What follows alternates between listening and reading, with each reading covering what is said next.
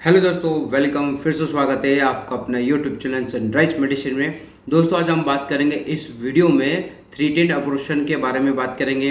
Three-tent miscarriage क्या होता है, किस कारण से महिलाओं को प्रेगनेंसी के दौरान थ्री-टेंट अबॉर्शन का पता चलता है और साथ साथ में से कैसे रोक सकते हैं। और इसके बाद में मैं आपकी बात में इसमें एलोपैथिक ट्रीटमेंट भी आपको मैं शेयर करूंगा। तो दोस्तों, वीडियो को पूरा देखना है, अंत तक देखना है अच्छी जानकारी के लिए। और अभी तक दोस्तों चैनल पर सब्सक्राइब नहीं किया तो चैनल को प्लीज़ सब्सक्राइब कर लीजिए। और अगर ये जानकारी आपको अच्छी लगती है तो और भी लोगों को शेयर करिए। चलिए दोस्तों, वीडियो को आगे बढ़ाते हैं। वीडियो बहुत ही इंपॉर्टेंट होने वाला है, ठीक है। तो थ्री-टेंट अबॉर्शन क्या होता है? देखो, थ्री-टेंट अबॉर्शन में क्या होता है, कई महिलाएं ऐसी होती हैं दोस्तों जिनकी प्रेगनेंसी कंसीव हो जाती है और उनका जो प्रेगनेंसी का जो 1 महीना 2 महीना हो जाता है, फिर अचानक उनकी क्या होती है, ब्लीडिंग चालू हो जाती है।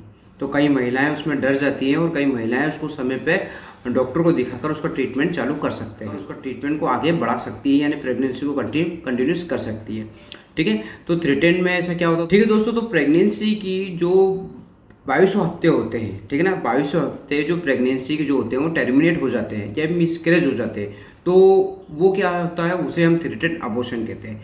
लेकिन थ्री-टेंट अबॉर्शन में क्या होता है दोस्तों, इसमें अगर प्रेगनेंसी को 22 हफ्ते के बाद में अगर थोड़ी सी ब्लीडिंग चालू होती है या स्पॉटिंग होती है तो हम इसे प्रेगनेंसी को कंटिन्यूस कर सकते हैं, ठीक है ना, अगर इसे समय पर पता चल जाता है। तो इसमें क्या होता है, प्रेगनेंसी को हम कंटिन्यूस किया जा सकता है। बिल्कुल, इसको ट्रीटमेंट के द्वारा इसे हम रोक सकते हैं, प्रेगनेंसी को कंटिन्यू कर सकते हैं। कई बार ऐसा होता है महिलाओं की प्रेगनेंसी चल रही है और 1 बार या 2 बार उनका क्या थोड़ा बहुत ब्लीडिंग स्पॉटिंग हो जाती है, या फिर 2 महीने के बाद में क्या होता है उनको ब्लड आ जाता है। ब्लड के साथ साथ में क्या होता है, थोड़ा बहुत क्लॉट भी आ जाता है। और ऐसा देखने को मिलता है कि कई मिसकैरेज होने के चांसेस होते हैं, लेकिन वो थ्री-टेंट अबॉर्शन होते हैं।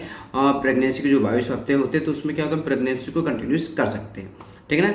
तो ये था थ्री-टेंट अबॉर्शन। अगर समय पर अगर इसको पता चल जाता है तो डॉक्टर के द्वारा ट्रीटमेंट अच्छा मैनेजमेंट अगर मिल जाता है तो उसमें रोक सकते हैं। अब जान लेते हैं इसके कारण, आखिर थ्री-टेंट अबॉर्शन होता क्यों है, ठीक है।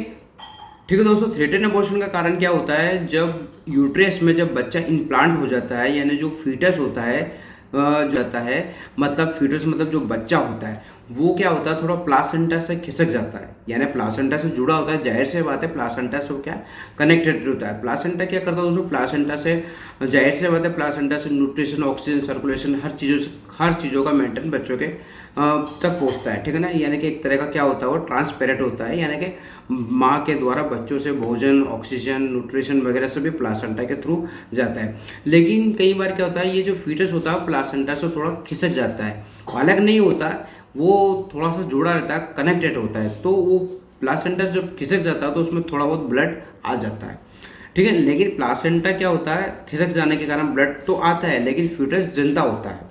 लेकिन ठीक है, ब्लड तो आता है लेकिन फीटस जिंदा होता है, थोड़ा खिसक जाता है, ठीक है दोस्तों। तो वो क्या होता है, प्लासेंटा जब खिसक जाता है, कनेक्टेड रहता है, जिंदा रहता है, 22 हफ्ते ये प्रेगनेंसी में इस तरह का कंडीशन देखने को मिल सकता है। तो ये कारण होता है, ठीक है। 22 हफ्ते के बाद अगर इस तरह का होता है तो इसको हम बचा सकते हैं। 22 हफ्ते के अगर पहले हुआ तो थोड़ी बहुत ब्लीडिंग होती है, पता चलता है कि थ्री-टेंट अबॉर्शन होने वाला, तो हम इसको बचा सकते हैं ट्रीटमेंट के द्वारा। अगर 22 हफ्ते के बाद अगर अबॉर्शन या फिर टर्मिनेट होता है तो बहुत ज़्यादा रिस्क होता है, इसमें फ्यूटस को बचा नहीं सकते हैं, है ना। तो ये है, आपको बताया थ्री-टेंट अबॉर्शन क्या होता है, ठीक है दोस्तों। अब जान लेते हैं थ्री-टेंट अबॉर्शन के सिम्टम्स क्या होता है। देखो, सिम्टम्स क्या होता है, जाहिर से बात है इसमें कोई अलग तरह का सिम्टम्स नहीं होता है। सिम्टम्स तो पहला सिम्टम्स ये होता है कि जो नॉर्मल अबॉर्शन होता है, जैसे कई बार महिलाओं को क्या होता है, थोड़ा बहुत ब्लड आ जाता है, कई बार महिलाओं को थोड़ा बहुत ब्लड आ जाता है, स्पॉट हो जाता है, थोड़े बहुत छींटे आ जाते हैं, या जैसे बूंदे बांदी गिर जाते हैं, तो ये सिम्टम्स है। और साथ में बहुत सारे क्लॉट भी आ सकता है। तो पहला सिम्टम्स है।